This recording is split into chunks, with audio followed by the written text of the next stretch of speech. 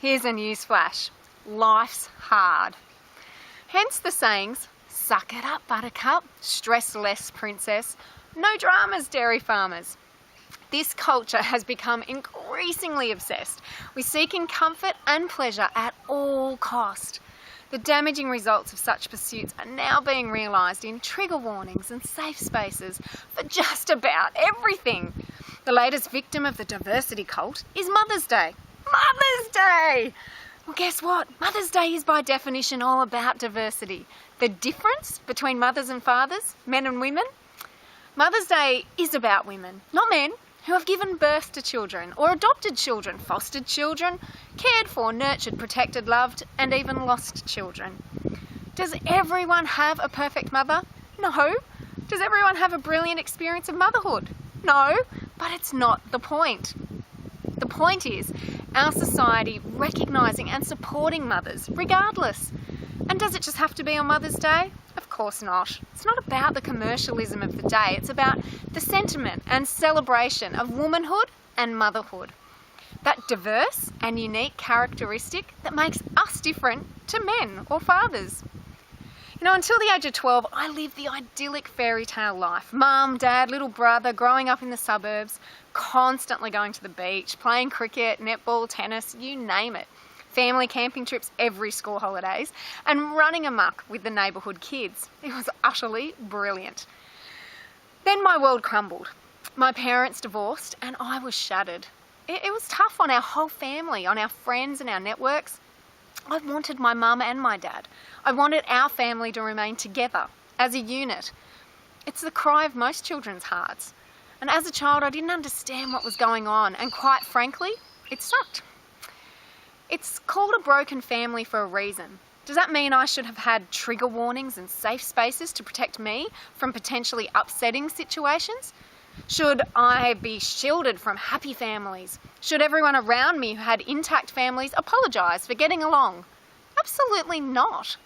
What I needed and what I got were people who journeyed with me through the pain and confusion and helped me understand life is tough. Relationships are complex and not everything works out the way we want it to. And that's okay. We spend so much time avoiding grief, loss, pain, heartache, but the reality is those things are around us everywhere and will catch up to us one way or another.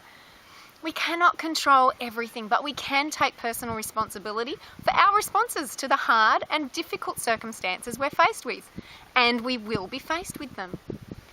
The teenage years were undoubtedly tough for me, but also wonderful in many ways. As I became an adult, I was able to forgive my parents and understand more fully the complexities of marriage.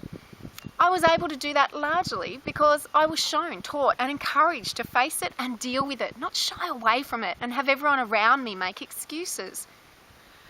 The most effective safe space was not to be removed from reality, but to have a community around me who walked through the valley with me. Then when I was in my 20s, my mum was diagnosed with lung cancer, and after a very intense 2-year battle, she died. It was devastating.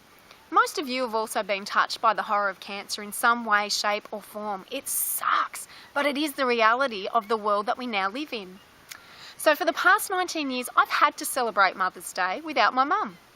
Should it be banned or diminished because I or you don't have your mum with you? Should others be apologetic and call for more diversity so those of us who grieve or perhaps don't have a good mum can feel safe? No way. As a community, we would be much better off celebrating the mothers who are doing their best, remembering those who have passed on, and supporting those who are experiencing grief or sadness because of their situation with their mum or in motherhood.